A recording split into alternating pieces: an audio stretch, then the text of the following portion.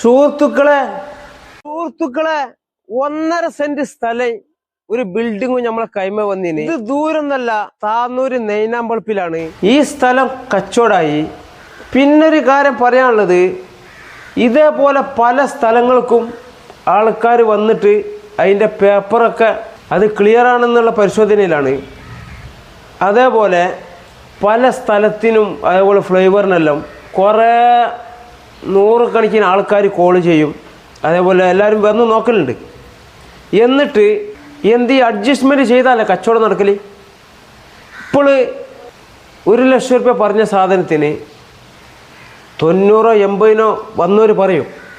അന്നേരം അതിലങ്ങോട്ട് കൊടുക്കണം.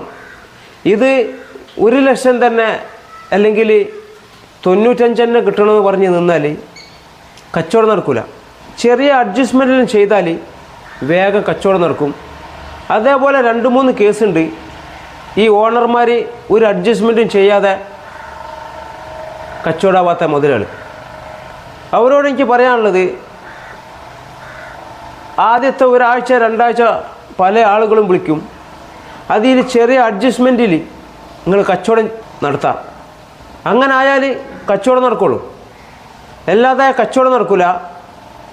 അത് കച്ചവടമായാൽ നിങ്ങൾക്കും ഞമ്മക്കെല്ലാം നേട്ടം തന്നെ. ഇതേപോലെ സ്ഥലം, വീട്, കട എന്ത് വിൽക്കാണ്ടെങ്കിലും നമ്മളെ വിളിച്ചാൽ മതി, സെറ്റാക്കി തരാം. നമ്മളെ ഇഷ്ടപ്പെട്ട് ഫോളോ ചെയ്തോ, ആവശ്യം വരും.